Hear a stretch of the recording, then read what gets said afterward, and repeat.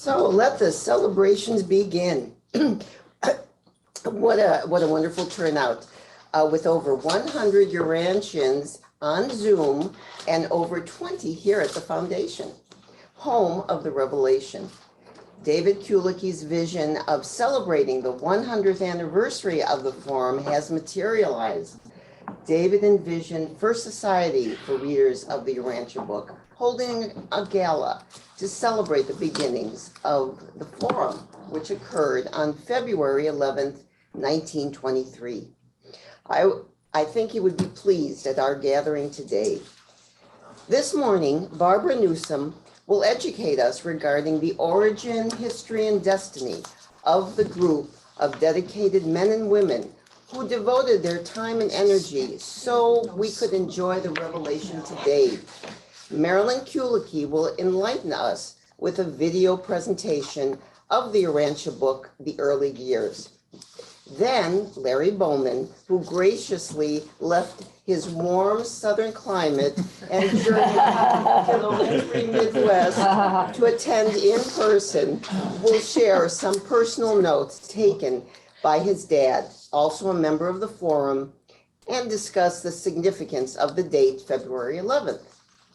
After lunch break, if you want a hands-on experience, stay with us for the afternoon session when we will take a step back in time. You will experience the role of a forum member in developing questions you want to ask about the revelation, or ask to the revelators, sorry. And finally, Barbara Newsom and Tom Sandler will discuss with us thoughts about the future and our destiny, along with presenting a virtual tour of 533. To both those here in person and those on Zoom, thank you all for sharing the celebration of this historic event with us. Marilyn Kulicki will lead us in prayer and a few moments of silence. Thank you, Emily, and welcome to you all. We're very happy that you've joined us for this celebration. As part of it, what I would like to do is read a prayer from Emma Christie Christensen. She gave it in a speech about 50 years ago, and I think it's just such a beautiful way to start our work today. So after I read it, if we could take a moment of silence and then come back. So, we have been called to the great work of taking the first step of offering to mortal man a new light, a new revelation of the love of God. The easy jog-trot religion of former days no longer suffices to meet the challenges of today. Following Jesus' way of life calls for an act of complete commitment, a dedicated intention, a resolute purpose, and a trumpet call to a life that will not compromise. God has provided the vision and the call. The answer must be ours. There are steps we can take that will help us to meet this challenge. First, we need to cultivate the power to envision our share in bettering the world. Second, we need to believe that God can speak to us when he can use us in our talents, and that he does call us to our particular place of service. Lastly, we need to be willing to be used for the fulfillment of this vision. Let us pray that we may all become valiant soldiers of the circle, wholeheartly enlist in the solid ranks of those mortals who shall come forth in the years of the battle for truth against error under the unfaltering leadership of the mighty seraphim of progress. A minute of silence.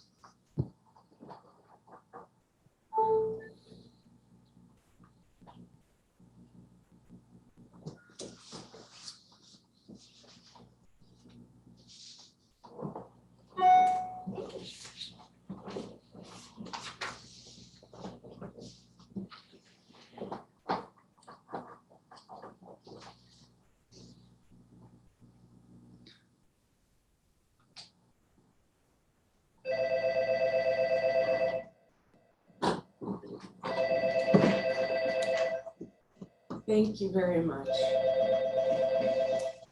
And thank you, Emily and Marilyn, for this joyous welcome from our community here around this table in the room where the forum had their first meeting.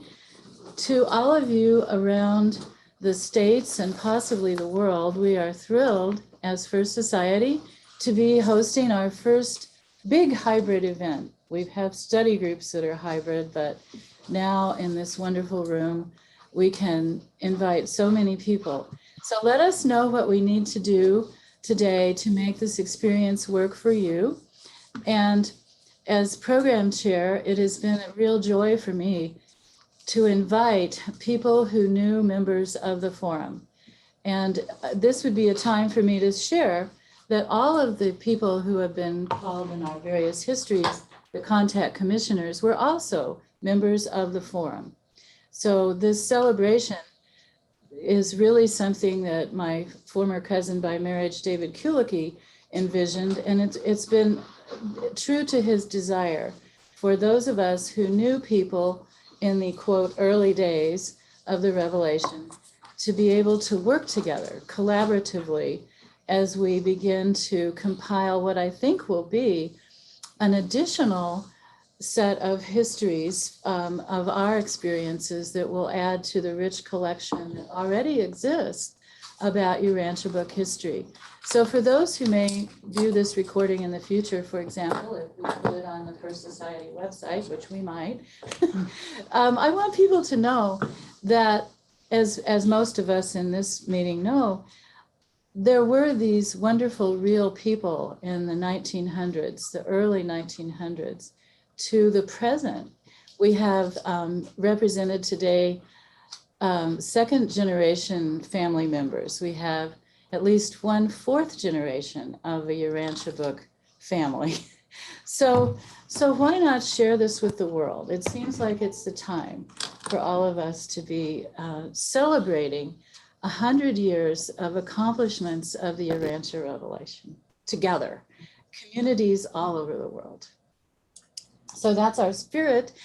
And to not overstep what Larry is going to share about the history, I thought I would start with the first decade of the 20th century and the date at which the Dr. Sadler, Dr. William S. Sadler Sr., and his wife Lena Sadler, also a doctor, and their staff, which included their family members, the Kellogg's. Wilfred Kellogg was their business manager, and Anna Kellogg was a registered nurse that worked in the Sadler's medical practice together. Sometime in that first decade of the 1900s, they met the man that is described in the Urantia book as the human being through whom these communications are being made. That's a quote. Now, they called this period of the history, which was way before the forum in 1923, this period of history, the contact commissioner's history calls preliminary communication. In other words, they had plenty of time to work with this man who had come to them confidentially as a patient, and his anonymity was always protected by the contact commission. They were required to do that. But they met and worked. So those were the four with this man who were studied as a medical case.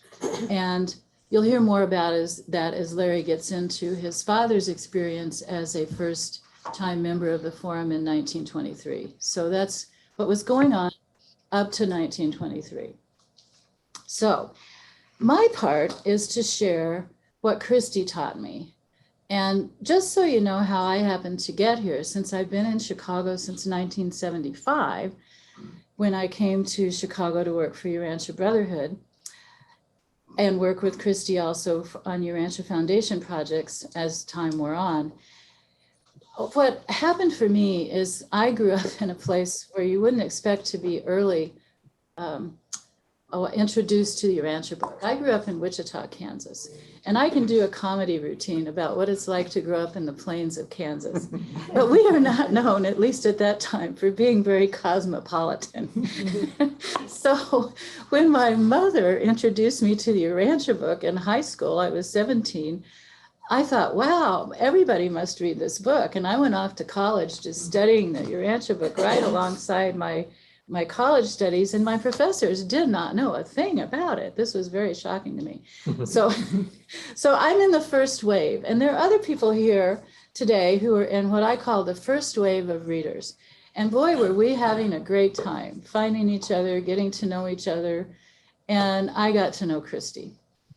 And I didn't know when I moved here what she was doing in training all of us, quote, young people. I love to remember those days when I was young. But she did. And she trained Mark Kulicki, who became my husband up until 1991.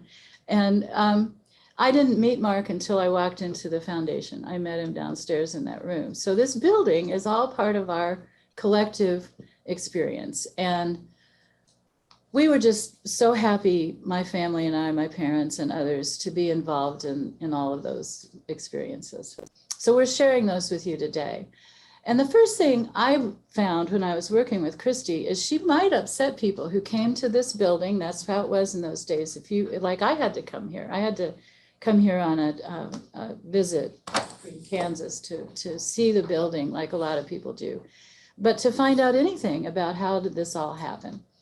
And she might upset people when she would say, well, for origin, you have to read the book. We really don't understand it. Dr. Sadler studied this phenomenon for years. We were part of it, but we could never really understand it totally. If we told you everything we knew, it just wouldn't make sense. So what I recommend, she would tell people, is read what the Urantia book has to say. So that's my part. I'm going to have us read only a couple of sections that I think are very valuable to know about when you really do want to know, what did the forum do? What did the contact commissioners do? There is such a real history. And the starting point is to look, as they did in the first dust jacket for the Urantia book, at the references in the Urantia book that describe the human process.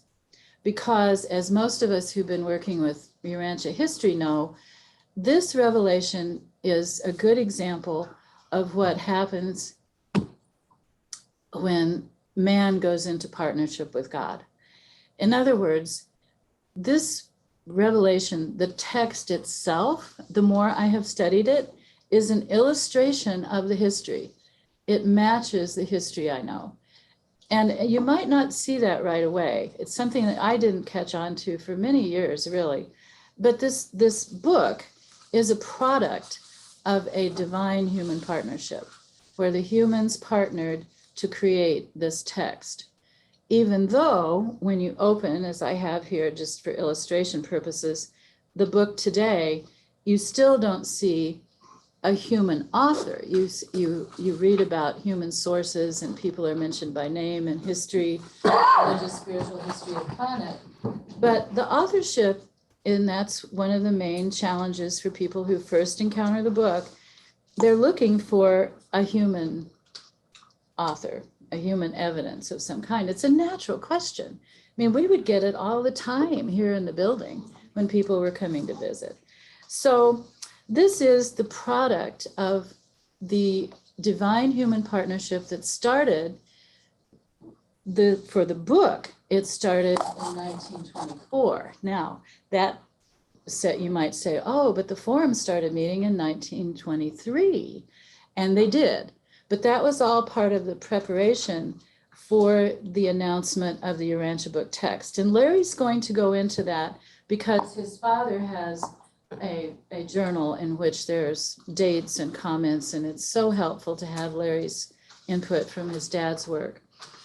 So people are looking for answers when they first pick up the book, and maybe as I did for the first 5 or so years I read the book, I really wanted to understand how this book could be what it claims to be. I think that was also a normal question. And just to make some humorous comments about Christy, she was getting older and was a little tired, and people often would call us here and say, can I speak to a divine counselor? Frequent phone call. Okay, so I'm glad you're laughing because one of the things I discovered putting this program together is how much fun the Contact Commission and the forum were. I mean, people should know that this is a serious work we do, but they really didn't take themselves seriously at all. And Christy, when she was tired, would say, "Oh, yeah, I'll hand you over to Mark Kulicke." Well, then Mark Kulicke would be stuck having to explain that he's not a divine counselor. Save Christy the trouble of explaining we're only humans here. There's no celestials here. Oh, I didn't know the divine counselor was a celestial. Right. I thought maybe the divine counselor was like someone with a, psychotherapy degree. So, yeah, we talk about human confusion, but that would be my number one plea. Whoever reads this book, at least read page 1. Even if the rest of the foreword is gibberish to you, read page 1 of the foreword. So I'm going to start there because that first 3 paragraphs is really the beginning of that divine human partnership. Here you have celestial visitors. And I'll tell you the first celestial visitor that came was in the preliminary communication stage when the doctors were examining the patient that came to them. He was unconscious in his sleep and had breathing difficulties. And when Lena was examining the patient in one of the sessions they had to make sure this man was not suffering a serious illness, he looked like he had something to say. His face looked as if he might want to speak. And Lena leaned over and said, "Do you have something to say?" And instead of hearing the man's voice, they heard a greeting from a celestial visitor. So this was in that first decade. I will say 1906 is the most likely date, but it's impossible to prove. It's just a highly probable year, probably 1906. So they started with this experience of having a presentation made to them from these celestial visitors of the various kinds. And they took notes, and they had other doctors occasionally that came in to help them make sure this man was okay, that he wasn't experiencing serious physical difficulty or illness. But he had an unusual transmission process where he was completely unconscious. This is all recorded in written history as well as oral history. And then they learned a lot about human beings on the planet during these preliminary communications, and they would be asked to ask questions during that process. So there was a protocol set up with that early preliminary experience before that group was selected for the Urantia Book Project. There were 2 other groups also being considered, and the contact commissioners were told that in the beginning, that they had been selected. Now, this does not take place until 1924, but it did not take place until the forum group was well established. So that's what we celebrate today. And this was not directed by the Revelatory Commission. That's important to me because I like to think of angelic influence and thought adjusters. Dr. Sadler, when he was traveling at a Midwestern university, he was often asked to speak at the universities. Dr. Sadler just had this idea. They weren't attending church at the time, and he thought Sunday should be a day of rest. This is all in written history. I'm not making this up, any of it. I'm using Bill Sadler's words, doctor's words. He just had the idea that maybe it would be nice to get their friends together from 3 to 5 p.m. on Sunday afternoons, like they did in their Chautauqua tours. They would talk about health. They would talk about politics. They would talk about civic events, cultural events, religion. Everything was open. And so that's how the forum began. Not at all thinking that it would ever be related to this patient that they've been working with all these years. So when Christy would direct people, and after 5 years, they decided to put it on the dust jacket. They were getting so many questions about it. So they would direct people to the parts of the book itself. So that's where I wanted you to read at least that very first 3 paragraphs of the foreword. because it is page 1 of the book. And since we have people here who can read for us, I'm so sorry. Of course we can read. That would be my chance to say, yes, the book is hard to read. It's going to continue to be hard to read. So, but this is a forward page 1, just those first 3 paragraphs. In fact, you could take it paragraph by paragraph and have 3 readers if you want. This is what I believe, in this case, the divine counselor who was directing the first part of the book, the revelation of the first part of the book, had learned about human beings at that point when the forward came. And it did come early. Larry will go into that. Who wants to read those 3 paragraphs? Go ahead. Me do? Or what do you want?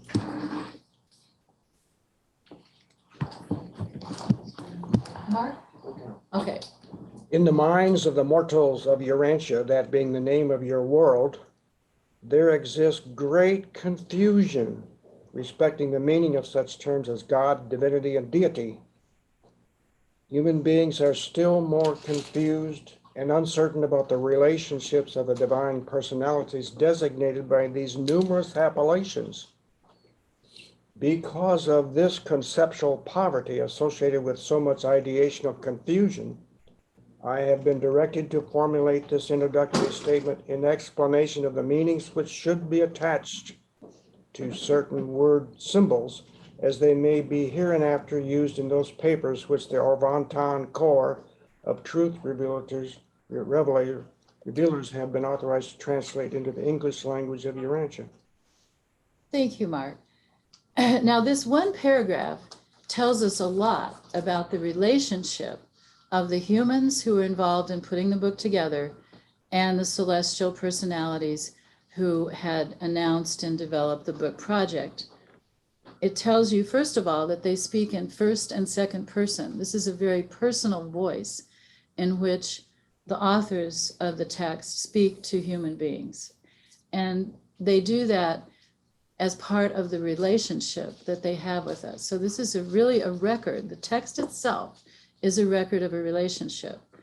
And at this point, the divine counselor in charge of the very first series of papers realized the things that we've been told in that very first paragraph. I think it's one of the greatest first sentences of any book I've ever read. In the minds of mortals of Urantia, that being the name of your world, there exists great confusion. And I think pretty much every day that comforts me. Because no matter how wonderful the revelators are and how well cared for our planet is, this is the planet of Michael of Nebadon. He's our planetary prince. And, you know, we're so well cared for, but look how confused we all still are. So if you want to be humbled, you need to read that paragraph and realize you're entering into a relationship with some pretty sympathetic, higher level beings who are patiently here from paradise. Imagine that, trying to help us. So I do like to keep reading because the very next paragraph is, and those of us who love writing love this, it states the purpose of the revelation. And one of the things I hope you will join us in is what we call patterns of revelation. We did a study group last night where we all ended up talking about patterns of revelation. This is the 5th epical revelation, not the first. So there's these patterns that we can learn to recognize. And that's part of how credibility and truth comes through to us when we're reading a book. So who would read that second paragraph for us about the purpose of the entire book itself? Rich. It is exceedingly difficult to present enlarged concepts and advanced truth in our endeavor to expand cosmic consciousness and enhance spiritual perception when we are restricted to the use of a circumscribed language of the realm. But our mandate admonishes us to make every effort to convey our meanings by using the word symbols of the English tongue.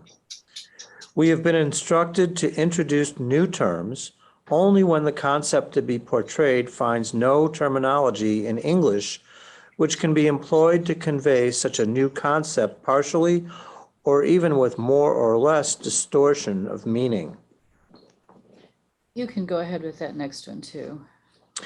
In the hope of facilitating comprehension and of preventing confusion on the part of every mortal who may peruse these papers, we deem it wise to present in this initial statement an outline of the meanings to be attached to numerous English words which are to be employed in designation of deity and certain associated concepts of the things, meanings, and values of universal reality. Thank you. And we won't take the time to read all of the rest of that section, but again, it's one I return to frequently after reading, for I lose track, since I was 17, number of years, because it's a reminder. One that came to me fairly recently that also comforts me is not only are we to clear up confusion, that's what a revelation does, to help us in our evolutionary progress, but it also is there to prevent confusion. Now, there's a great inspiration and encouragement for all of us right now. What could we do to prevent further confusion, if possible? So there's just wonderful richness. And of course, as many of you know from reading the book yourselves, that's where we learned about our world and about the cosmos, all on the very first page of the book. It's the most concise book I read. You could take any one of those sentences and do even a thesis dissertation if you wanted to on some of these types of things in the Urantia book. So you have a wonderful introduction to the relationship. And one of the things that we'll be talking about as part of today's work would be why, for example, was it important first for people to hear the presentation? And that would be the contact group that was established in 1924. And you'll hear more about that next year because I'm going to celebrate all of the next 3 years. And maybe if we do that, First Society will get its history together. So, and along with all the other societies like Los Angeles and others, Oklahoma, we really need to do this so that people don't wonder what was the history. Is it a secret? It's absolutely not a secret. And Christy told me that in 1971. She says, everything I'm sharing with you is because I want you to pass it on. I'm not showing you anything we're going to destroy when I die. So that's why I feel so thrilled to be able to talk about it, is she only told me things that we were meant to talk about. In other words, there's no worry about, are we violating an oath of secrecy or any of that stuff. She knew what we were supposed to know and not. She'd been directed. But that's my question. Notice this divine counselor from paradise is saying, I am directed to do this. Aha, here's a test question. The educator comes forward. Who is directing that divine counselor? Do you know? No, because the director is, no? Well, I think that's a great question, Mark, because the Melchizedek receivers that were here on the planet to start with are still here because we're in such trouble. We know that. This is a rebellion world that has many deviations from a normal planet. We're in quarantine. But who's above this divine counselor? Is it the Melchizedek Commission of Nebadon? Gabriel. Am I wrong? Well, someone's saying Michael himself. Gabriel, Michael's executive, and Michael, our planetary prince. Well, obviously, by logic, he would approve what we're doing. But who's directing this divine counselor? What's the highest authority for the Urantia book that we're told? This is a tricky question. It's in the front matter. Ancients of Days? Yes! Oh. Larry Bowman wins the whole box of chocolates. Yay for the Ancient of Days here.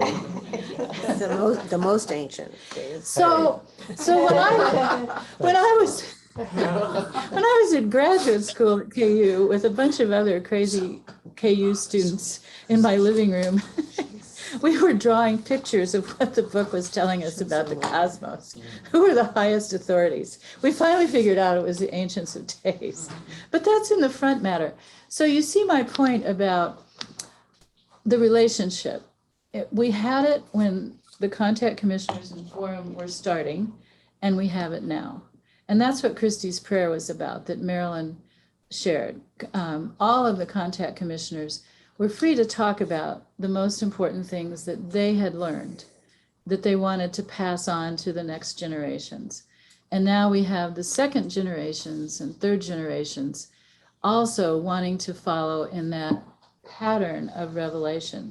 Last night, another one to read, and then I'll see Ken, is The Gift of Revelation. That's a really good one for new people or even older people to keep reading. There are just some parts of the book that you want to read over and over because you get new insight. But Ken, yes. Just wanted to report that Richard Jernigan on the screen chatted the correct answer also. Oh, goody. Another box of chocolates. It's digital chocolate. It's amazing what students will do to win a box of chocolates. Now, I'm doing this on purpose. I told this group from last night, all of us have been studying together already.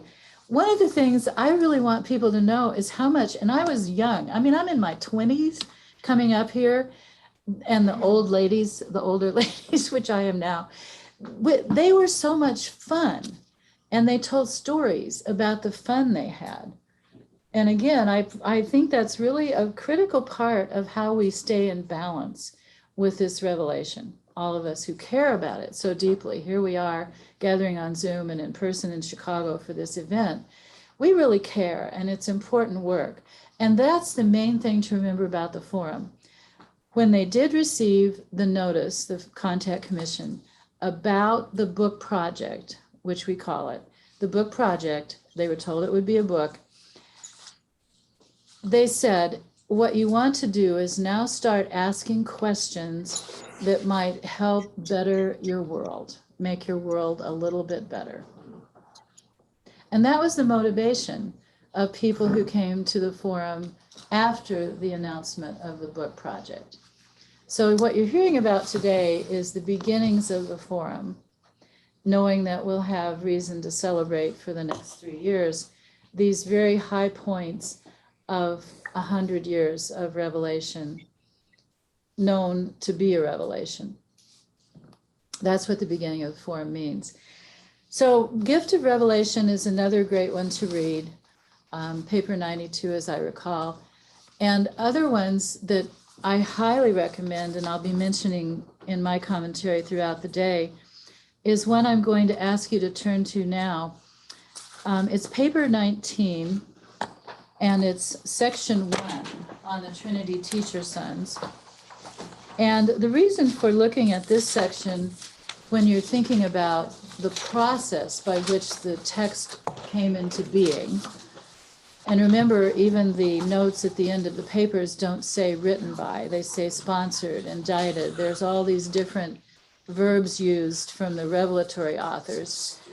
How this book came into being is according to the way the Trinity Teacher Sons teach. Now that's a very high order of sonship. And we don't have time to read this whole thing, but that first section, we'll just read the first paragraph or two. It would be found on page 214. Yes, page 214. Thank you, Ken. Just read that, because this too is not something I figured out right away. It took some study along with my friends in graduate school. We have the Ancients of Days giving highest approval, even above Michael of Nebadon, which of course he approves what we've done. Go ahead and read that as to why it is that the Trinity Teacher Son method of teaching was used for the revelation. That's what you learn in this paper. This whole text is based on the methods of the Trinity Teacher Son. So read the first couple of paragraphs here just to get a flavor of that. Someone? I will. Oh, good. Trudy. Of all the high orders of celestial personalities revealed to you, the Trinity Teacher Sons alone act in a dual capacity. By virtue of Trinity nature, in function, they are almost wholly devoted to the services of divine sonship. They are the liaison beings who bridge the universe gulf between Trinity and dual origin personalities. While the stationary sons of the Trinity are of completed numbers, the teacher sons are constantly increasing. What the final number of teacher sons will be, I do not know. I can, however, state that at the last periodic report to Uversa, the Paradise records indicated 21,1,624,821 of these sons in service. Thank you so much for being able to Give or read that take. number correctly. Yeah, right. If you want any humbling experiences, just try reading some of the large numbers that are given to us in the Urantia book. So here we have Trinity origin beings bridging the gulf, the gap from isolated Urantia to the rest of the cosmos. Don't you think this would be interesting going into the future for people who are learning more about the cosmos as we speak? These are beings who are here to bridge that gap. And we already have. We are 1 in 10 million for Michael of Nebadon being our planetary prince, our sovereign son.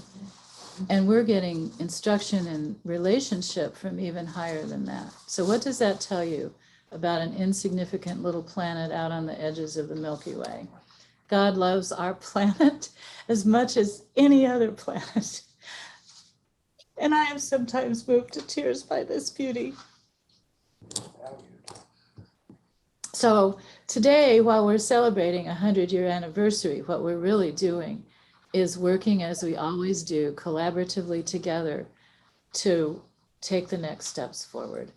And those of us who are starting to worry about history are going to work very hard these next 2 or 3 years to get some of this in a more organized scholarly form. A lot of it is available on the internet, but I think it would be just fun for us to do it, which would lead me to sharing just one thing to close out. For the people who are here in person, this is the actual First Society membership book, and it is carefully protected by our secretary, C.C. Forrester, because this has the signatures of the founders of First Society, and they were allowed to be the first ones to sign the charter. And C.C. has also provided a photocopy of the charter and some other documents related to this, the beginning of the forum. These are all from First Society archives. And so this record book shows the signatures of the founders. And the founders were all original members of the forum. And this is also the same, this is a photocopy of the First Society charter of the members who were in the forum from the beginning, the earliest days of the book. Now, the rest of the members that joined First Society in 1956 were also members of the forum, but the founders were given the honor of being first to sign the book. So this is available thanks to Cece. Cece's taking a photo. She's a media specialist who has also some journalistic skills, I believe Cece does. So thank you all for attending. The one other reference that Christy, she trained us to do this. She said, you must read The Reserve Corps of Destiny. It's paper 114. It's at the end of Seraphic Planetary Government, because our Seraphic Planetary Government works with the Reserve Corps of Destiny. And it's not that we want to think that we're members, because that seems to be putting ourselves on a higher plane than we should be. And keep in mind, the Contact Mission and Forum did not know about the Reserve Corps of Destiny. They were very humble people. They knew that they were receiving information way beyond what humans knew or could write. And it took the various members, different times of year, I'll pass this around, different times of year, I would say, different years, they would all come to conclusions about just what were these communications that they were receiving. Another shot, okay. For those that want to look up the Reserve Corps of Destiny, it's on page 1257. Yeah. 1257. Thank you, Ken. Yeah, Thanks. and not to take too much time, but when I was young and impressionable, and I'm still sort of impressionable, And young. those three, well, young in the universe, oh my goodness, we're children, we're little toddlers and infants in the cosmos. Those three qualities, those criteria for becoming a reservist are really important to be aware of. Because when the Contact Commission did find out that they were in the Reserve Corps, it was a surprise to them. But those were the conditions that they strove to honor and to abide by, are those three conditions. And one of those that is really important to the true history of this movement is you had to be able to get along with a group. You had to be able to work in a team. There was nothing for the individual leader who led by authority. The authority was the Revelatory Commission for that entire period of time. And the Forum knew it, they accepted it, and they wanted to follow those directions because there were two other groups that the Revelators said they would turn this over to if the Contact Commission and Forum did not follow the rules. So until 1955, most everybody had kept the whole book a secret like they had pledged to do, and they followed the rules. And they didn't ever lose that consciousness. They were cautious about what they shared and how they shared it. But what I'm hoping to share with you today is what us second generation readers, how we learned it and how wonderful the people were and people that you could trust with your lives. Two other groups, who were they? The Contact Commission and the Forum group, they were just really wonderful people to know. For those Want to keep it a secret? What was that? Why did they want to keep it a secret? Oh, I can tell you quickly. At the end of the Forum period, when they received their communications about when to publish the book and how to publish the book, first of all, they had to ask questions or they got no material. And if they wanted advice, they had to ask for advice.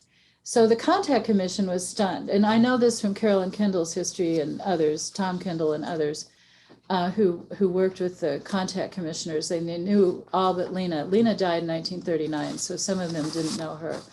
But what they did, they had no idea what to do with the secrecy part. They said, what are we supposed to do now? The book is being published and printed. What do we do with all these decades we've been working together? They said, you should write a history, and it should be, I'm sorry, but it moves me, a story well told. And I want to write a better story with my friends who knew these people. So here's Larry from Arizona doing it. Here's Tom. Tom's our fourth generation. And we can do this, we can continue the story well told. I still don't understand. Oh, before the book was published? No, the secret. Why you mentioned something that was kept a secret? Oh, the human subject, the identity of the human subject. Oh, the identity, okay. Yeah, and that was the only thing that they had to keep secret of the human experience. And when people ask about origin, their technique was to show people what parts of the book refer to the human subject, like the human being. It's called a human being through whom this communication is being made. That tells you the language of the revelators talking about who we then learned were the Contact Commission and the Forum. Thank you. Yeah, so secrecy before the book was published. After the book was published, we were to tell a story well told about the human partnership. And now you're seeing a lot more of that being researched and shared with the various authors in the Urantia movement. Thank you for listening. I didn't want to go over time, but this is the introduction. Oh, what? How much more time do I have? Well, I think you're scheduled till 10:15. Oh, well, in that case, who would read the criteria for becoming a reservist? Or we have I'm not questions? offering to read. I'm sharing that it's been requested that there be an opportunity for some Q&A. Yes, we can do that with yes, because I wanted to be concise and give people plenty of time with this many on Zoom to put your questions forward throughout the day.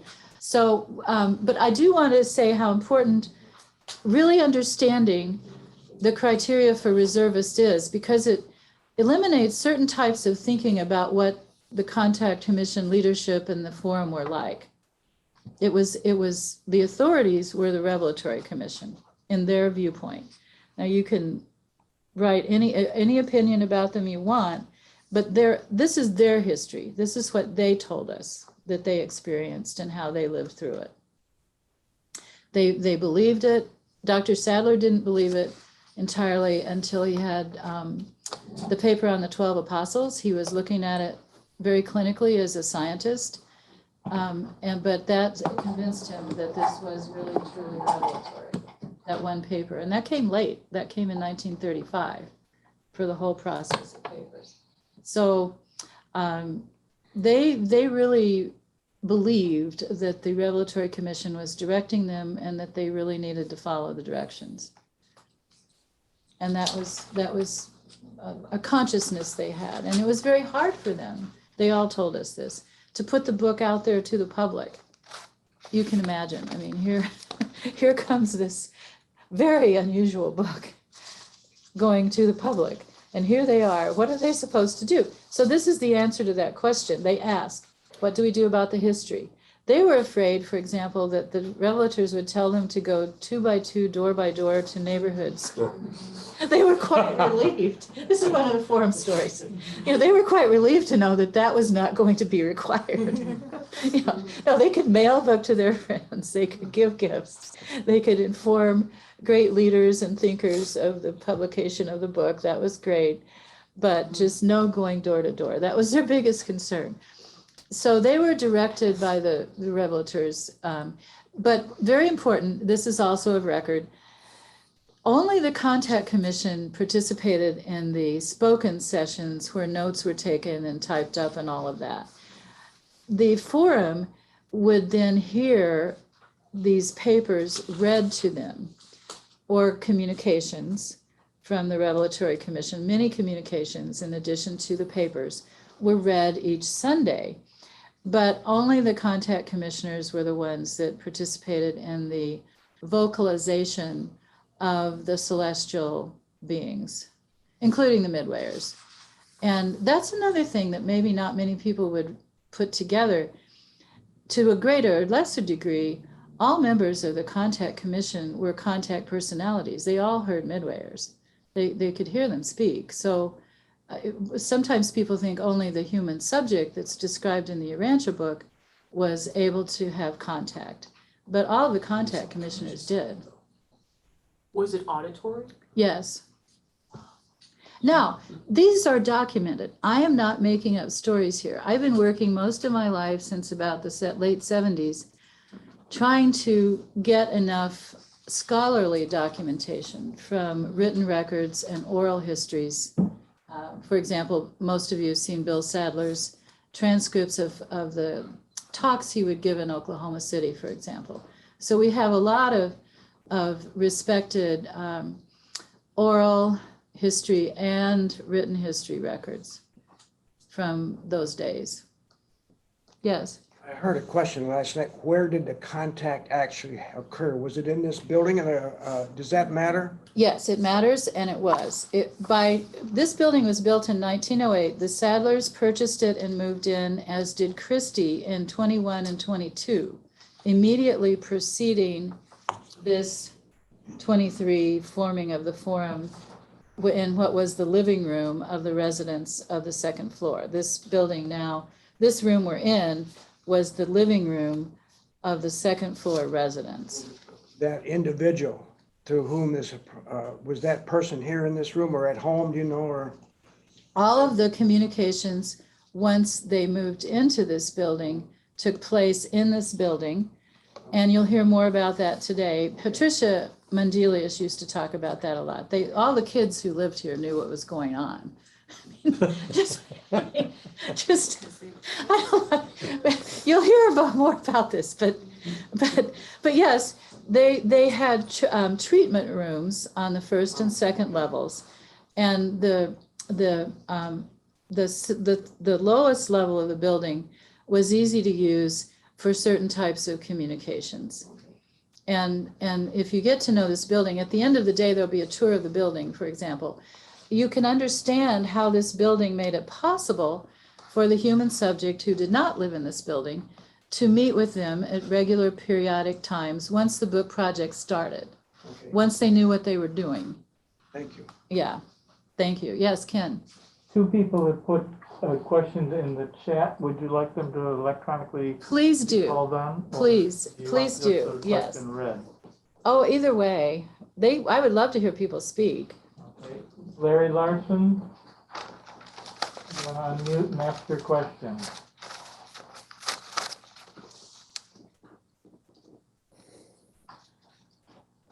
I'll read it. Larry Larson wrote, did the founders then become members of the Earth Reserve Corps' destiny? Founders. We don't know. We don't know. Okay. Susan Lyon, you want to say your question aloud? Sure, I can do that. Can you hear me okay? Yes. Okay, do you know who the other groups were that the Revelatory Commission was working with as alternatives? We don't know who they were, but it was in Beverly Shores, Indiana. And the other one, which has always amazed me, being from the Plain States myself, was Omaha, Nebraska. Warren Buffett. I'm sorry. I love Omaha. I love Nebraska. I love Kansas. I can joke about it. But it's so different from Chicago, but they're all Midwestern. Notice that. They're all Midwestern. Third question from the thing was up before Rich's hand, but Rich will be next. From Marion Hughes. I was told by Patricia, the first contact was not at 5:33. It was not. But that's because it was most likely in 1906 when the Sadlers lived in LaGrange, Illinois. Most likely. Now, that's not something that we can, how should I say this? Verify completely. It's highly likely that it was 1906 in LaGrange, but all of those preliminary communication years preceded the announcement of the Urantia book project. They had no idea what they were dealing with. Even when the forum was asked to ask questions and then papers came in return, they didn't know what was coming. It was a process. But yes, the very first meeting of the doctors with and the staff with the human subject was most likely in LaGrange in 1906. But the book project took place entirely in this building, entirely. Yes. I have two questions. I'm still, as a new reader, I'm still back with Trudy and her gargantuan numbers. So when we read a number like that in the book, I've always been confused. Is that a number that dates from the 30s or the 50s? And so for today, it has exponentially, Yes. unfathomably moved on. Yes. Clearly, there would need to be updates at some point on all of these matters because the first three parts of the book are dated 1935. Okay. And so her number that she read could have been dated from 35. yes, Okay. exactly. Wow. Right. Barb, I have a comment. Oh, yes, comment, Marilyn. Yeah, just on the topic of dating, I think, I think it's just really important that we put things in sequence because that helps. And these big numbers are really just, they're telling you it's big, Yes. right? Exactly. I mean, Yeah. if they could have just Yes. put big instead of, the Yeah. actual number. And that's how I read them, and I Okay. look at what Yeah. I Good read point. it as, that's really big or not so big, So anyway, that's how I look at it. And my other question is, what happened to the Kellogg's? Yes, those are very inspiring stories. Mr. Kellogg, Wilfred Kellogg, was the business manager and a very detail-oriented man. So he managed the questions that the forum would ask. The first set of questions numbered 180, according to Larry's father's diary. And he would sort the questions. And apparently there were a lot of questions about God. Who is God? This is an example of the first set of all of this. And he would organize it, and he was instructed to leave it in the safe. There was a safe still in the building that was used to house anything related to the book project. So initially, the forum members were told that the typewritten paper that they were reading at the Sunday session was the beginning of answers to their questions. And they were told that those papers, the questions were put in the safe, and then later the Contact Commission found the papers in place of the questions. Now, at that time, this would be 1924, 25, even up through the end of the book process, 42. My experience with people who were in the forum is that they weren't told anything more about how these shorthand notes that Christy took were turned into typewritten pages. But Christy typed the Urantia book 5 times, and there were only 3 readings of the book.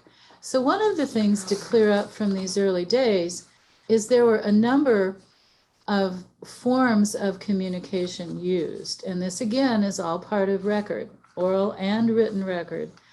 Sometimes they would find, let's say, just a note, always written in the hand of the subject, not anyone else. The subject claimed he was glad that the midwayers weren't writing banknotes on his behalf because his signature was just like the ones that the midwayers were using, his handwriting. So sometimes I'm just deciding I have to tell everything Christy told me to tell, is they would find little notes directing them to do this or that they didn't write. So in the process, though, they weren't sure what they should reveal or not to the forum.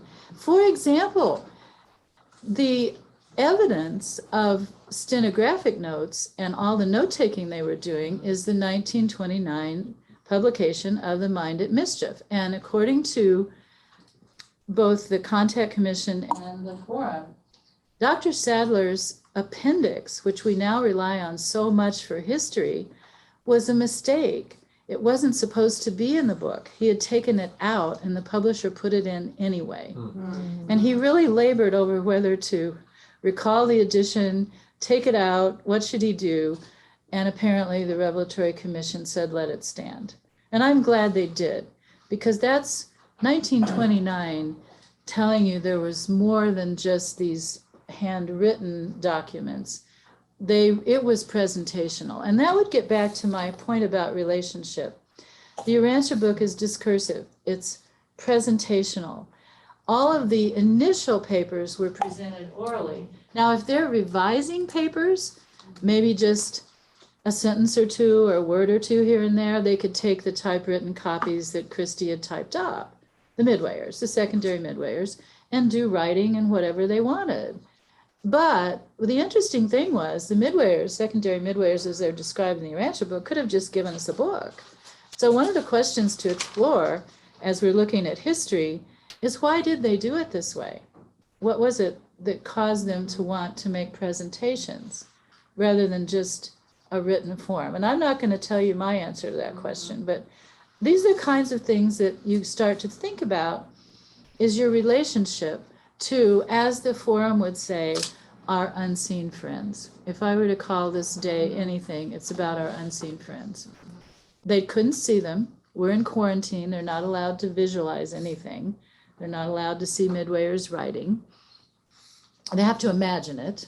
That's what Bill Sadler did. He was trying to imagine how a midwayer would be writing a message from a divine counselor for somebody to find in their desk drawer.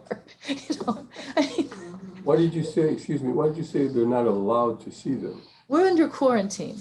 We are agendanters, if we choose to be. We believe without seeing. We do not see the planetary prince. We do not see the midwayers, ordinarily. Now, there are special circumstances described in religious and spiritual history where the celestial beings do make it possible for humans to have vision beyond our normal vision. Many examples of that. Thank you. And part of the forum history as well. they were told on a couple of occasions that they could visualize something that was happening with help from the outside. But ordinarily on a quarantine planet, these things have to be approved by the Most Highs of Nebadon, the Most Highs of Adintia. Can I ask you what is meant by quarantine planet? And maybe everybody else knows this, but I don't. Well, it's really simple. In the beginning of the book, in the foreword even, I believe, but it's alluded to in the forum, there was a rebellion. And our planet was immediately put into quarantine 200,000 years ago to protect other planets from evil and sin. It'd be sort of like protecting your neighborhood. We have an on-screen hand from Marion Hughes. Yes, Marion. Thank you. I was told that part 4 was typed on an Underwood typewriter, and Dr. Sadler was directed to go get it, and it didn't have to go through the personality contact or the form or anything, and then that it was typed by the secondary midwayers. So Yes. Was that wrong when I was told that? And No, that would be what I mean about various methods were used. The midwayers, according to Dr. Sadler's both oral history and the contact commissioner's written history, part 4 was delayed because the midwayers filed a suit against themselves that was settled by the Most Highs. They wanted to be sure that it was okay. So there wasn't a need to do the first draft that way.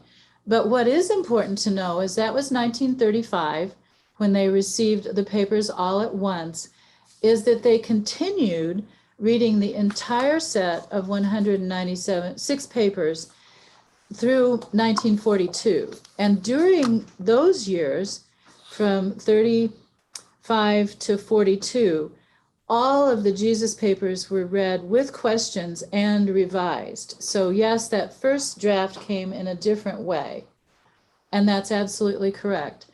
But they still wanted to go through the process of having the human forum with all 196 papers. They read the entire set and including the Jesus papers. Now, they also read those in 1935. So that first draft was read to the forum in about a year's time with questions. And then they were asked to go through the whole book the third time.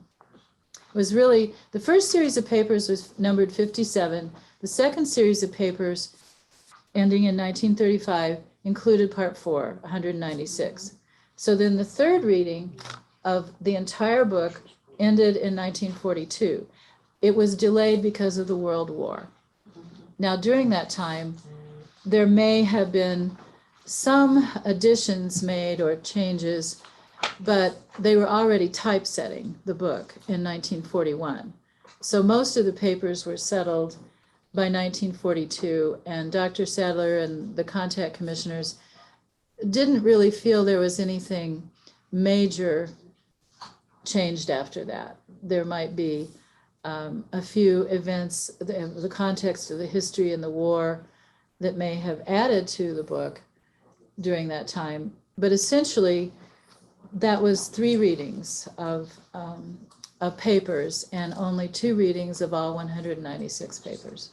Then the forum just continued to study, and in 1939, because of the delay, because of the war, these 70 would meet on Wednesday evenings to do major length works. For example, Ruth Wren, an original forum member, wrote a beautiful study of the mention of Jesus in all of the first 3 parts of the book that has now been turned into a magnificent piece that you can get from Cosmic Creations. They've updated Ruth's work, and they would do that level of study while they were waiting for the book to be published. 70 people just happened to volunteer to come in on every Wednesday night.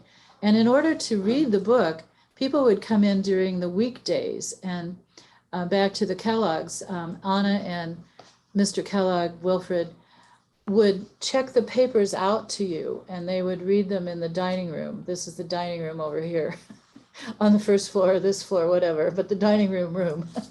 And then it would be like being in a library where a carefully kept manuscript was being protected. So they got to study the book a lot more because it wasn't published in 1942 when it was finished. They had to wait. So they had that advantage. But none of them had a book or papers at home or away from this building until it was printed in 1955. So what I think, and the questions that are coming in are great. You can see what happens with the history. And it's like all histories. I was not a history major. My husband, Mark, was. And history is like this. You get the bits and pieces as the story unfolds and the people live their lives. I mean, people are living their lives. They're working full time. They're coming home at night, getting out having dinner and getting together to hear from celestials. I mean, that's what's going on. Go ahead, Ken. We have just a couple minutes. There's a question from Richard Jernigan. Yeah. And then Marion Hughes has her hand raised. So Richard Jernigan wrote, so the first draft of the entire Jesus Papers appeared in 1935? Yes. Okay. And Marion Hughes, please unmute and ask your question. Okay, have you heard, now I was told this also by a foreign member, I can't remember if it was Julia or if it was Dr. Mills, but that this story about it being delayed because of World War II, that it was publication was delayed until after the personality contact died because they didn't want him to mysteriously take credit for the Urantia book. Have you heard that one? Here's how it works. Both of those things are true. It was certainly delayed because of the war, but also it was a good idea, the Revelatory Commission decided, to wait until the human subject passed, which takes you beyond the end of the war, obviously, when the war ended, and much earlier than that. Right. So both things are true. And really, that's a good example of what I've been experiencing as we've all decided in First Society to get serious about our history, because they were all members of First Society. We should put this together so that it isn't confusing to people. There's no need for the confusion, really. There's a lot we're not going to know. This whole process is very mysterious to this day, but we experience it. We see the value in it. We experience the truth. We experience the value. When I was young and wondering about all this, one of my favorite phrases was, truth can be lived. And I thought, okay, I'm going to follow the teachings of this book and I'm going to see if it can be lived. And boy, does it help your life. Most of us feel that way about it. You know, I was just, most of us who read the book, even if we get it late in life, are just joyous to have it because it is so helpful in how to live. Shall we take our break? Yes, it's break time. Thank you, everyone, so much.